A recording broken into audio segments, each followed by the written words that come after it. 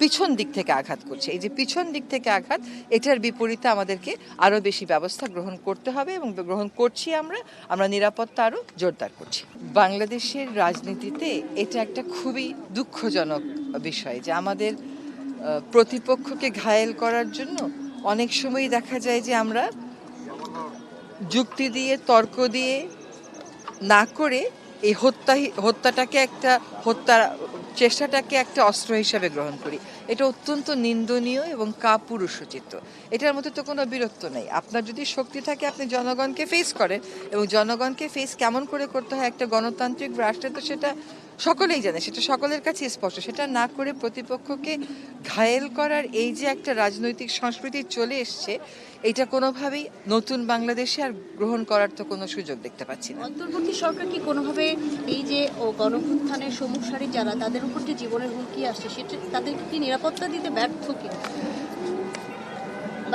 আমি একটা টেন্ডেন্সি খুব দেখি যে আপনারা ব্যর্থ কিনা, আপনারা সফল কিনা। একটা 1-1.5 বছরের সরকারের ব্যর্থ আর সফলতার গল্পটা একটু অন্যভাবে বিচার করতে হবে। এই জন্য যে আমরা যখন রাষ্ট্র পরিচালনার দায়িত্বটা নিয়েছিলাম তখন একেবারে ভেঙে পড়া একটা অবস্থা থেকে আমরা কাজটা শুরু করেছি।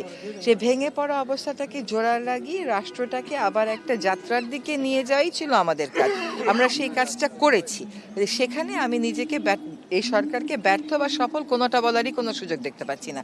এই সরকার তখনই সফল হবে যখন দেখা যাবে যে উদ্দেশ্য নিয়ে এই সরকারের যাত্রাটা একটা সুষ্ঠু নির্বাচন, বিচার করা এবং সংস্কার করা, সেগুলো কাজ শেষ পর্যন্ত গিয়ে আমরা সফল হব। আর একটা কথা হচ্ছে যে নিরাপত্তা দেওয়ার যতটুকুন স্বাভাবিক প্রস্তুতি থাকে সবটুকুন স্বাভাবিক প্রস্তুতি আমাদের আছে।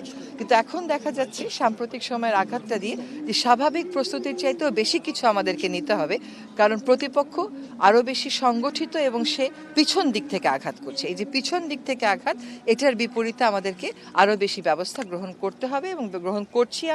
আমরা নিরাপত্তা আরও জোরদার করছি। 12 তারিখে তো নির্বাচনটি হবে, নির্বাচনটি আসলে কিরকম হবে এবং নির্বাচনে আইন শৃঙ্খলার পরিস্থিতিটা কিরকম থাকবে? আমাদের প্রচেষ্টা হচ্ছে সুষ্ঠু একটা নির্বাচন হবে। আমাদের প্রচেষ্টা হচ্ছে স্বতঃস্ফূর্তভাবে লোকে ভোট দিতে পারবে। আমাদের প্রচেষ্টা হচ্ছে শান্তিপূর্ণভাবে লোকে ভোট দিতে পারবে। এখন এইটাকে ব্যাহত করার জন্য তো একটা শক্তি সমাজে কাজ করছে। সেই শক্তিটাকেও একই সাথে আমাদেরকে প্রতিহত করতে হচ্ছে এবং একই সাথে আমাদেরকে একটা প্রতিরোধ গড়ে তুলতে হচ্ছে। আমাদের প্রত্যাশার জায়গা থেকে আমরা বলে দিতে পারি যে আমরা শান্তিপূর্ণ, সুষ্ঠু, স্বতঃস্ফূর্ত একটা নির্বাচনের দিকে তাকাচ্ছি। অবশ্যই এটার বিপরীতে এখন দেখতে পাচ্ছি আরও বেশি প্রকট করে যে প্রতিপক্ষ যে আঘাতগুলো হানছে সেগুলো আসলে রক্তাক্ত একটা সংঘাতময়। সেটার জন্য আমাদেরকে এখন বাড়তি প্রস্তুতি নিতে হচ্ছে। কিন্তু একটা কথা বলা দরকার জনগণের উদ্দেশ্যে, যে আমাদেরকে জনগণকে ভীত করে ফেলার একটা প্রচেষ্টা চলছে। সরকারের দায়িত্ব হচ্ছে জনগণকে আশ্বস্ত করা, যাতে করে জনগণের মধ্যে ওই ভয়ের সংক্রমণটা না হয়। আমরা আমাদের জায়গা থেকে সাধ্য মতন সেই চেষ্টা করে যাচ্ছি।